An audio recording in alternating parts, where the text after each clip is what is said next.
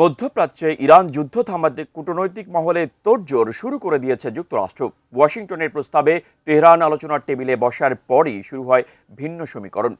Trump প্রশাসন বলছে আলোচনা চলছে, কিন্তু তেহরানের ক্ষেপণাস্ত্র আর হরমুজ প্রণালীর রুদ্ধদ্বার পরিস্থিতি বলছে ভিন্ন কথা।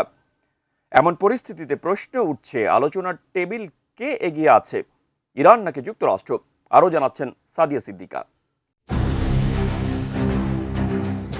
ফেব্রুয়ারির শেষ সপ্তাহে শুরু হওয়া যুক্তরাষ্ট্র এবং ইসরায়েলের যৌথ সামরিক হামলায় খামেনি সহ বেশ কয়েকজন ইরানি কর্মকর্তা নিহত হন। এরপরই মধ্যপ্রাচ্যের অবস্থিত মার্কিন ঘাঁটি ও ইসরায়েল জুড়ে ধ্বংসযজ্ঞ চালায় আয়াতুল্লাহ বাহিনী। তবে ইরানের সেই হামলায় নাস্তানাবুদ হয়ে এবার যুদ্ধবিরতির পথে হাঁটছে যুক্তরাষ্ট্র।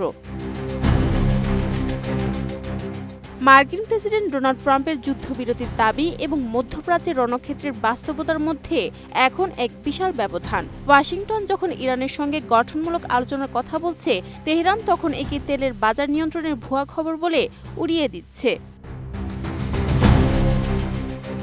পর্দার আড়ালে মিশর, তুরস্ক ও পাকিস্তান পরোক্ষ যোগাযোগের মাধ্যম হিসেবে কাজ করলেও দুই পক্ষের অবস্থান এখন শান্তি থেকে কয়েক আলোকবর্ষ দূরে।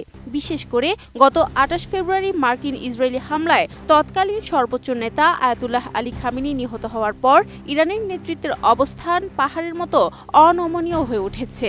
পেন্টাগনের দাবি, টানা হামলায় ইরানের ক্ষেপণাস্ত্র সক্ষমতার ৯০% ধ্বংস হয়ে গেছে। নোভা এলইডি টিভি, ঝকঝকে ছবি, নিখুঁত শব্দ, ৫ বছরের ওয়ারেন্টি। নোভা মানি সঠিক মান, নিশ্চিত সেবা।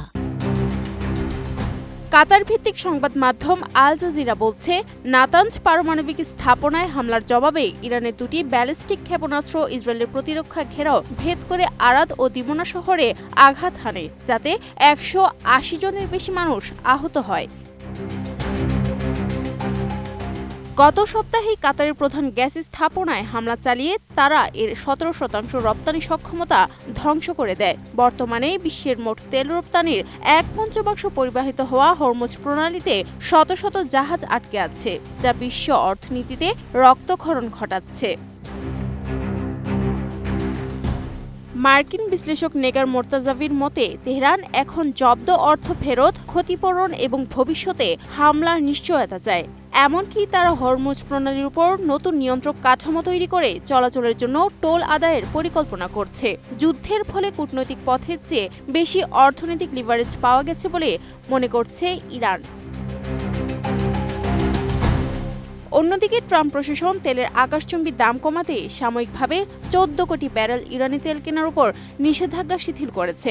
ওয়াশিংটনের লক্ষ্য এখনও সেই পুনরাবৃত্তেই, ইরানকে পারমাণবিক বোমা থেকে দূরে রাখা এবং ক্ষেপণাস্ত্র কর্মসূচি সীমিত করা।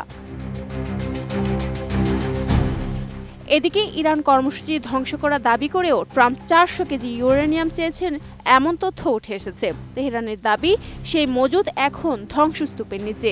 বিশ্বাসহীনতার এই খেলায় ট্রাম্প যখন আলোচনার টেবিলে দূত পাঠাচ্ছেন, তখনই ২০২৫ সালের জুন এবং ২০২৬ সালের ফেব্রুয়ারিতে দুবার ইরানে বোমা হামলা চালিয়েছেন। আলোচনার টেবিলে ইরানের পক্ষে কে নেতৃত্ব দেবেন তা নিয়ে ধোঁয়াশা কাটতে শুরু করেছে। Sadia Siddika, ATN news.